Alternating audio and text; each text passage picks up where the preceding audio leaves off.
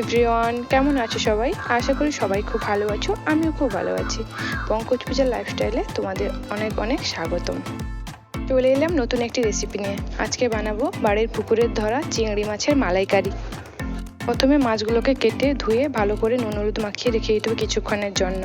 তারপর মিক্সিতে দিতে হবে পেঁয়াজ কুচি, রসুন কুচি, আদা কুচি, জিরা, কাঁচা লঙ্কা, নারকেল কুচি, টমেটো এবং প্রয়োজন মতো জল। তারপর সবগুলোকে ভালোভাবে মিক্সিতে পেস্ট করে নিতে হবে। খুব অল্প উপকরণে এবং খুব অল্প সময়েই তৈরি হয়ে যায় চিংড়ি মাছের মালাইকারি রেসিপিটি। একবার হলেও এইভাবে রেসিপিটি তৈরি করে দেখো, আশা করি তোমাদের খুব ভালো লাগবে। মিশ্রণটি রেডি হয়ে গেছে। এবার একটা কড়াইতে তেল গরম করে তাতে একে একে চিংড়ি মাছগুলো হালকাভাবে ভেজে নিতে হবে। হালকাভাবে ভাজলে কি হয়, তরকারিতে মাছটা খুব নরম থাকে।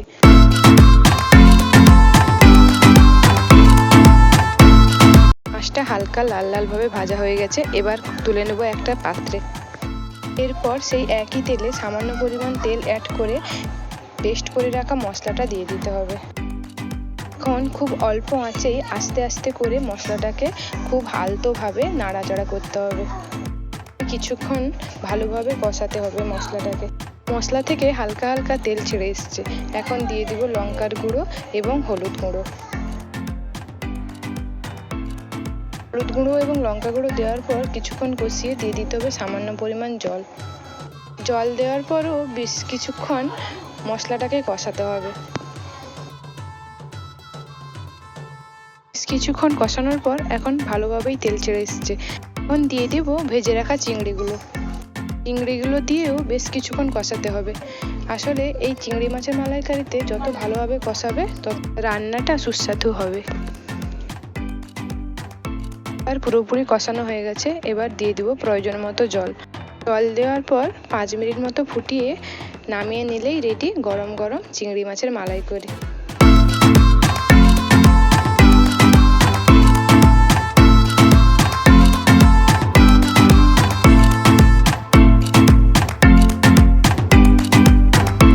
গরম গরম ধোঁয়া ওঠা ভাতের সঙ্গে পরিবেশন করুন এই চিংড়ি মাছের মালাইকারি। দুপুরের কিংবা রাতের খাবারটা জাস্ট জমে যাবে।